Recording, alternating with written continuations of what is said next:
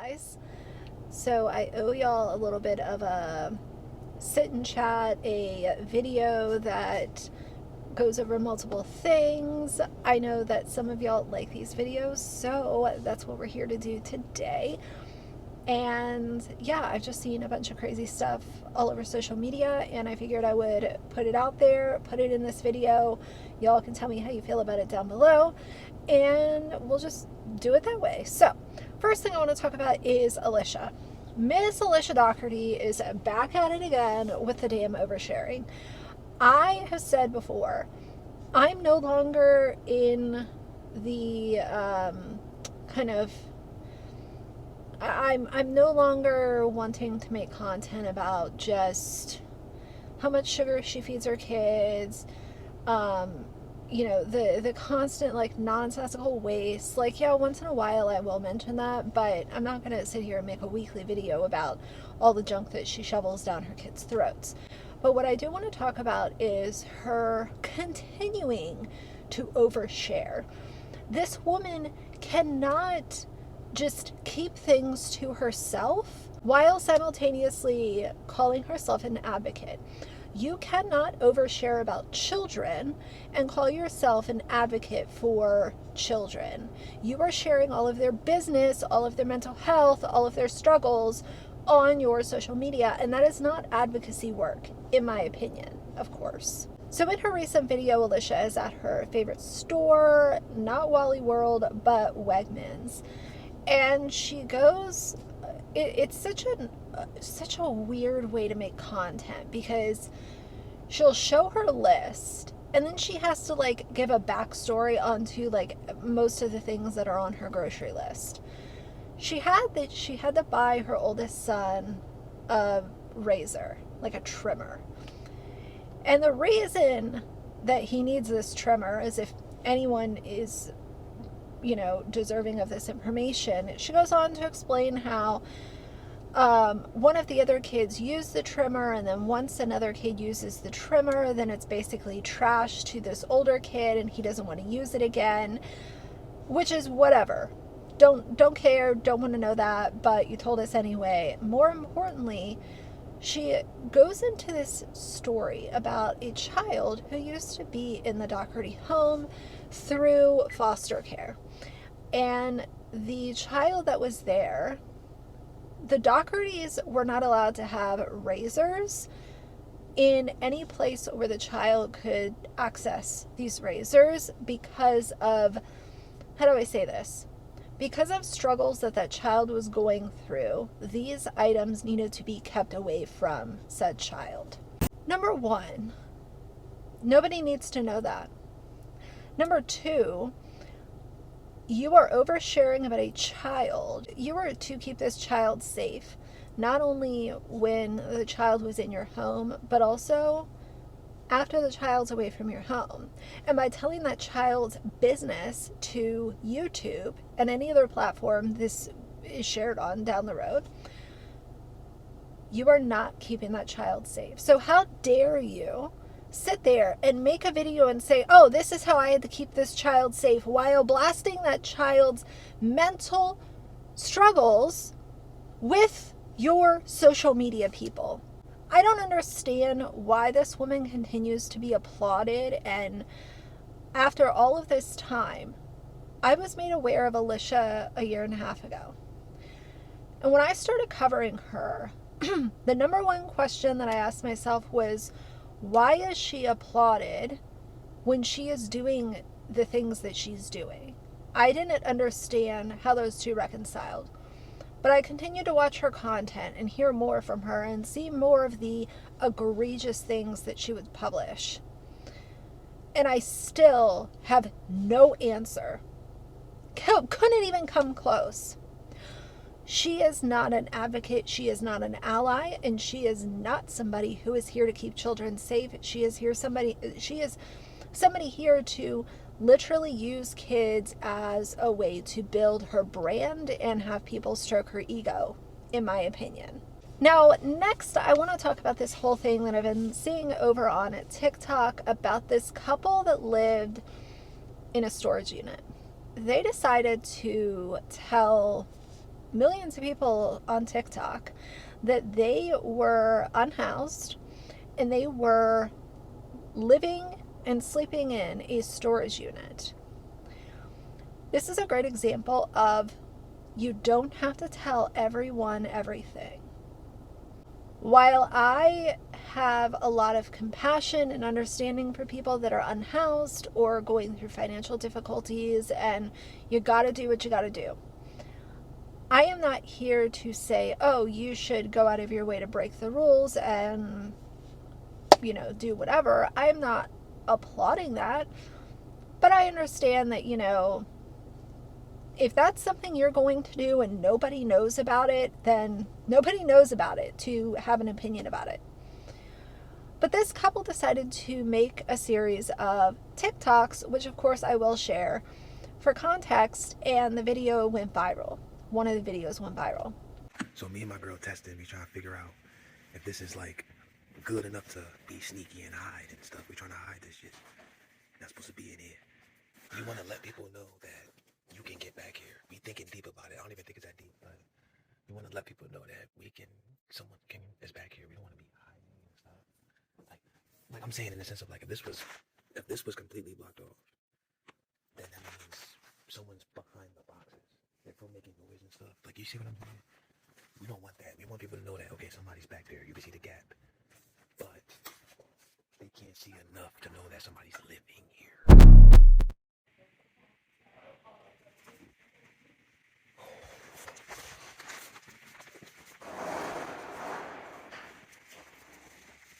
See what I mean? If somebody was to come over here, they don't know nothing.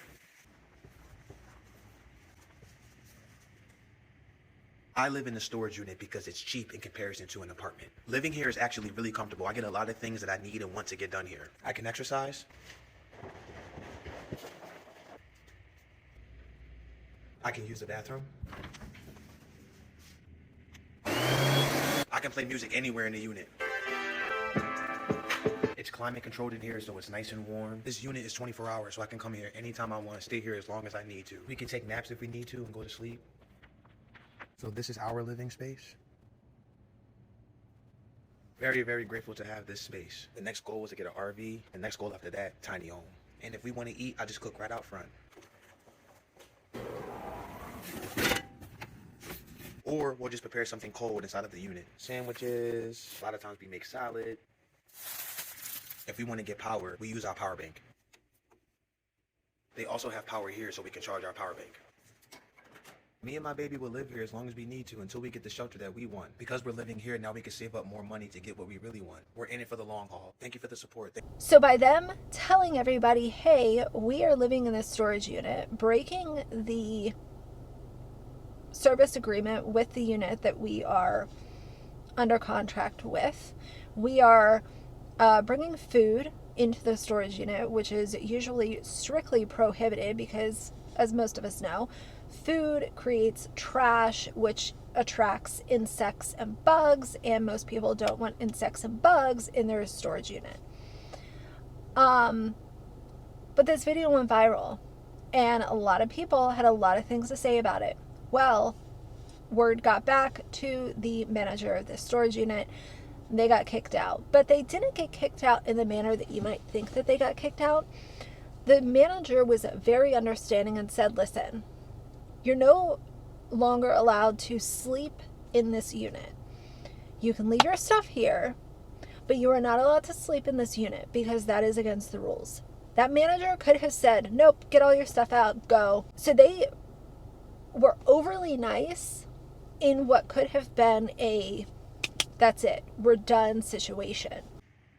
So we got kicked out of our storage unit. The higher ups found out about my video and went so viral. We ended up getting kicked out. Now we're just trying to figure out where to go and what we're going to do with all of our stuff. We're going to have to get a new storage unit. So yeah, we got kicked out. We just don't know what to do right now. We're trying to figure it out. It's a lot. It's a lot of uncertainty. We can't live here anymore. And we can't make videos in here anymore. Now all we have is a tent and it's freezing cold outside. just can't live in a storage unit anymore. Figured I was gonna get kicked out, but I'm willing to take risks. You know, have a crazy come up, a great come up. And it was a risk. I was willing to take it so I can get out of here. Now we got a free hotel. After getting kicked out of the storage unit, now we got a free hotel. It's so cold outside. We don't have to stay outside in the cold. Not only can we get out of the cold for the weekend, but we can also use this time to figure out what we're going to do next, where we're going to put our storage at, and who we can call to help us. We're also going to be making a lot of money moves while we're here and making some content for you guys. So Yeah, stay posted. So basically, he revealed that he was kicked out of the storage unit he was living in with his girlfriend after the video went viral. You feel me? So because it was posted on the internet, as I stated in the first video, they got caught, and then they were kicked out. Now, the people did say you can spend a day in here, you just can't sleep in here. So they're allowing them to put their tents out back, and they're staying in their tents at night, and then they can go chill in the storage unit during the day. Still got the hustle going. Hold on. He was quoted saying, "I embrace sharing my journey on TikTok as it aligns with the essence of my character. Recording my experiences is not solely for financial gain, but serves as a platform to inspire others. It's about authenticity and a genuine desire to motivate rather than just making money." Brother, I totally get you. You made your money, you hustled. You also got yourself kicked out of the storage unit by sharing that information on, it's a give and take. I understand giving people a story, maybe give them the story after you make it out. But you set yourself up for this. But yeah, man, how do y'all feel about it? That's a big update. Everybody was waiting to see if they were going to get kicked out. It happened, but they're still staying in the facility. Number one, did you notice when they were moving into the storage unit, he is literally filming everything as his partner is like doing all the heavy lifting, which I thought that was a little weird. But he comes back and, basically is explaining how the haters and stuff, got them kicked out of their unit and blah, blah, blah, blah, blah. But whose fault is it that anybody had content to, quote, hate on? If you didn't tell the internet your business, then they wouldn't have anything to go off of. And this is why I constantly say, not everybody needs to know everything. There are so many things that happen in my life during my time on YouTube that have happened, and I'm like, oh, I kind of want to talk about this on YouTube, but I know it's not in my best interest to share everything as of right now. And I just can't believe that they literally put those videos out and thought, wow, this is a really good idea. We're going to go viral. We're going to get our account monetized off of this. And then we're going to get upset and try to, have people feel bad when we messed up our own situation that we weren't supposed to be doing anyway. So I want to know, how do y'all feel about unhoused people living in a storage unit? How do you feel about them making the video? Do you feel like the storage manager's response was fair? Do you think it was unfair? If you were a manager of a storage facility and you found that out, what would you have done? I'd really like to hear from y'all. We need to also touch on Kiera Jones. Kiera Jones moved from Florida to Houston to chase her dreams to become a social media influencer. And if you're wondering, wow, she uprooted herself and her 3 children to move halfway across the country, she must have had millions of people on social media, and this was getting ready to take off for her. You would be incorrect. She had a very, very small Instagram page, and she decided one day, I want to go to Houston because that's kind of, in her mind, that's kind of like the center of where influencers are. But if you have a successful social media following, you can influence from anywhere. You can influence from Nebraska, Alaska, Florida, Maine, literally anywhere, because it's online. She decided to uproot herself, her 3 children, move from Florida to Texas at the beginning of the year.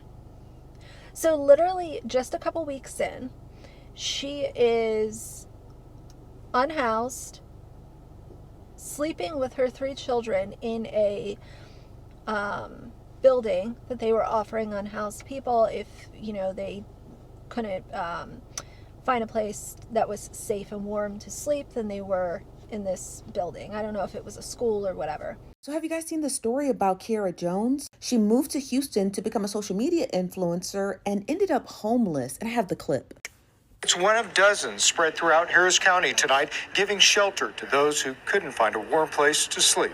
Get somewhere safe and warm for the night until I'm able to figure out at least how to get home. Kiara Jones came to Houston from Tallahassee at the start of the new year, chasing after a dream. This is like one of the biggest populations of the social media influencers.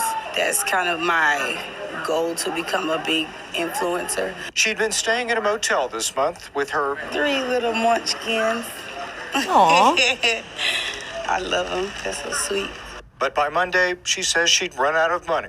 It just became too much for me after a while. With temperatures dropping and no place to go, she says she called 911. Police brought her and her kids here. Now, Kiara did start a GoFundMe because she has a goal of $2,000. Now, just below in the description, Kiara stated below that she was approved for a 2-bedroom home and she just needed the money to be raised so that she can move in. And of course, you know, social media cannot believe that this story is real, but yeah, it is. Some people do tend to move in order to chase their dreams, and being a social media influencer is definitely one of them. But tell me what you guys think of this story. Do you think it was a smart idea to move to a different city with no resources to become a social media influencer? I feel like a part of me feels for her, but then a part of me automatically thought, why are you uprooting yourself and your 3 children, moving halfway across the United States when you don't even have your ducks in a row? This is not like a guaranteed thing for you. You don't even have a social media following, and you're willing to uproot your 3 children who are relying on you for safety, shelter, food, and stability. And this is what you're showing your children. Again, just one of those things that I came across that kind of made me feel not so great. Like a part of, of course, like a part of my heart is like, that's absolutely awful. But then the other part of me thinks, why on earth would you do that? You're a parent. You should have more planned before you move your children. And then you end up in an auditorium because you literally have nowhere to live. Because you wanted to be a freaking influencer and you didn't have anything set aside or planned. Like, the whole thing is very weird to me. Lastly, we're going to touch on Mr. Austin McBroom. This does not deserve its own video because, shockingly, I actually agree with the approach that Austin is taking with this one single thing. He shared that he got a house within a golf cart ride distance to his former home with his ex, Catherine, which is where his kids live. So he's going to be super close by. And he said 2 things. He said, 1, I'm going to be super close by.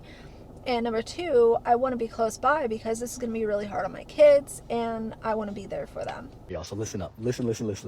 So I just pulled up to the house, right? Just got back from looking at all these beautiful homes, the homes you guys just saw. And don't get me wrong, they're beautiful, absolutely gorgeous.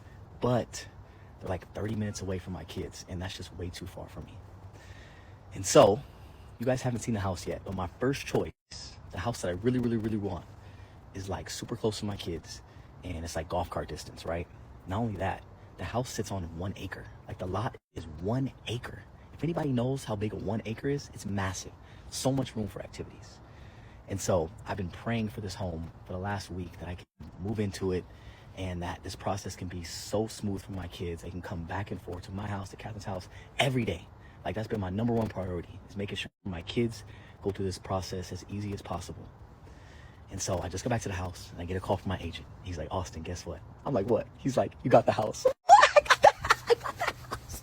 You guys do not understand how happy I am. Like, I could cry right now, yo. I could cry right now. Like, oh my gosh, so much relief. Like, this means so much to me, yo. I can't even explain it. Like, this is everything to me.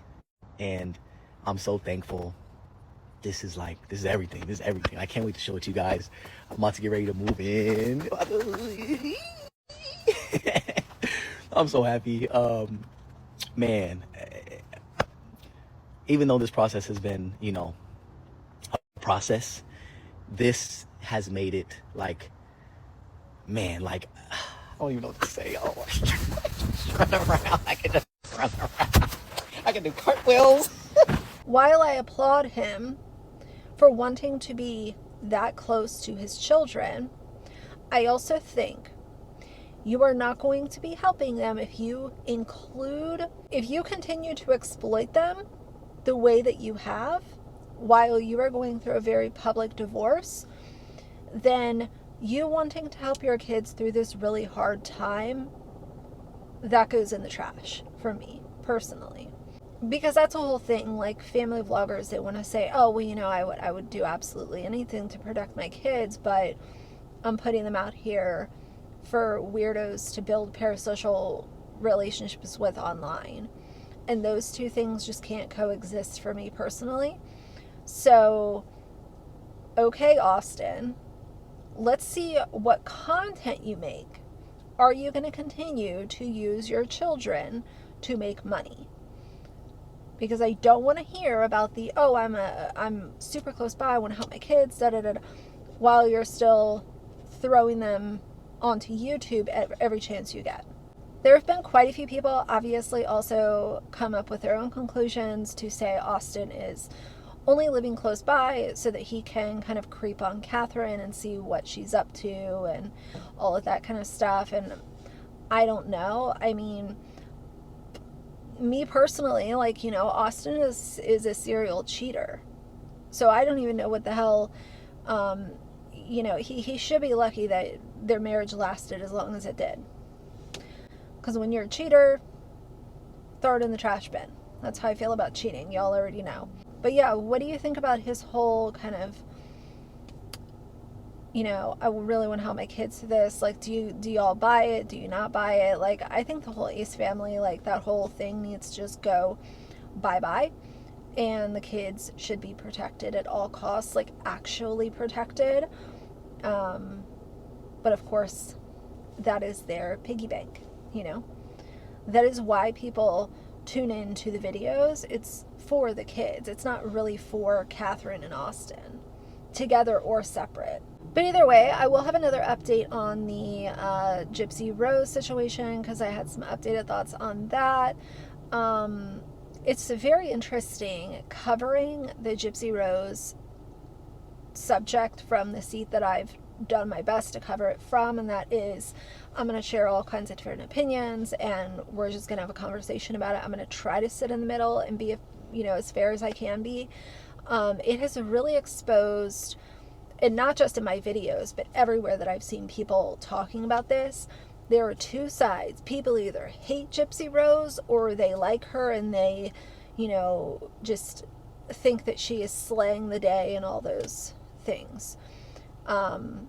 I think that the topic of Gypsy Rose is such a reminder for me that there are just some people online that they can't have an intellectual conversation about complex topics. They just either hate it or they love it. There's no like sitting in the middle and kind of being like, okay, well, I could see this, I could see that. And I think a lot of my subscribers sit in the middle and can see both sides of things, but I'm talking about like as a whole, as far as like comment sections and stuff like that. So it's been a little interesting to take everything in, but I'm going to continue to cover it anyway. And yeah, we'll just see what happens. But that's going to be it for today. So if you like the video, please leave a like and a comment. And if you'd like to see more from me in the future, please subscribe. I'll see you guys soon. Bye.